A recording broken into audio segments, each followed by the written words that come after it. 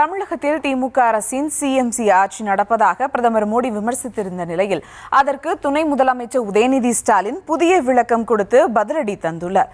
அதோடு அரசியலில் முரட்டு பக்தர்கள் முரட்டு தொண்டர்களை பார்த்திருப்போம், ஆனால் முரட்டு அடிமையை பார்த்ததுண்டா என எடப்பாடி பழனிசாமியை குறிப்பிட்டு காட்டமாக விமர்சித்துள்ளார். தமிழ்நாடு இன்னைக்கு டாப் கியர்ல போய் தமிழ்நாடு நம்பர் 1 ஸ்டேட்டாக மாறவில்லையா? இதை நான் சொல்லல, ஒன்றிய அரசு சொல்லுது. ஒன்றிய அரசுடைய ஸ்டாட்டிஸ்டிக்ஸ் டிபார்ட்மெண்ட் புள்ளி விவரங்கள் சொல்லுது. அடுத்து மோடி சொல்றாரு தமிழ்நாட்டில் ஊழல் மலிஞ்சிருச்சா. பிரதமர் ரொம்ப ஃபீல் பண்றாரு. நம்முடைய ஆட்சியை வேற செல்லமா கூப்பிடுறாரு. என்ன தெரியுமா? சிஎம்சி ஆட்சியா, கரப்ஷன், மாஃபியா,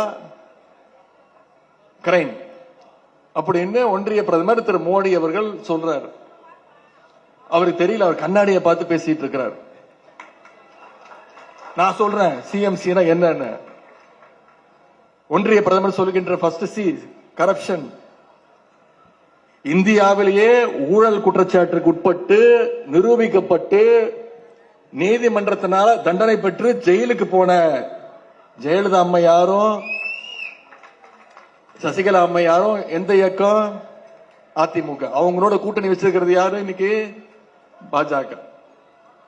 இன்னைக்கு அவங்களுடைய வாரிசா எடப்பாடி பழனிசாமி அவர்கள் பல்வேறு ஊழல் வழக்குகளை சந்திச்சுட்டு இருக்கிறாரு. திரு மோடி அவர்களை திரும்பி பாருங்க, அவர் உங்க பின்னாடி உட்கார்ந்து இருக்கிறாரு. அடுத்து மாஃபியாவும் ரெட்டை சின்னத்தை பறிக்கணும்னு டெல்லியில் இருக்கக்கூடிய ஒரு மாஃபியா கிட்ட பணத்தை கொடுத்து ஏமாந்து ஜெயிலுக்கு போய் தண்டனை அனுபவிச்சுட்டு வெளில வந்தது யார் தெரியுமா? திரு தினகரன் அவர்கள். திரு மோடி அவர்கள் திரும்பி பாருங்க, உங்க பக்கத்தில் உட்கார்ந்து இருக்கிறார். அடுத்து கிரைம். மருத்துவ கல்லூரிகளுக்கு முறைகேட அனுமதி கொடுத்து இன்னைக்கு சிபிஐ வழக்க மாட்டி சந்திச்சுக்கிட்டு இருக்கக்கூடிய தலைவர் யாரு? திரு அன்புமணி அவர்கள். திரு மோடி அவர்களே திரும்பி பாருங்க, உங்க கூட உட்கார்ந்து இருக்கிறார். எனவே நீங்க சொன்ன 3 வார்த்தைக்கு உதாரணமா இருக்கக்கூடிய 3 பேர் உங்க அணியில தான் இருக்கிறாங்க. என் தகுதி இருக்கட்டும், அதுக்கு வருவோம்.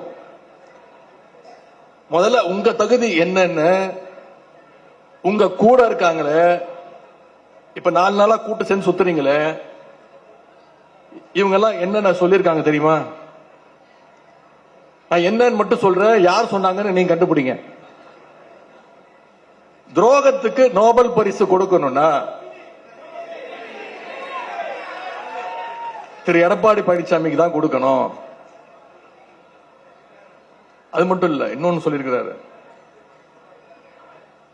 அவரோட கூட்டணி வைக்கிறதுக்கு தூக்கு மாட்டி தொங்கிடலாம். சொன்னவர் யாரு? இன்னொருத்தர் இருக்கிறாரு, சொல்றேன், நீங்க யாரும் கண்டுபிடிங்க. எடப்பாடி பழனிசாமி அவர்களுக்கு நிர்வாகம்னா என்னன்னே தெரியாது.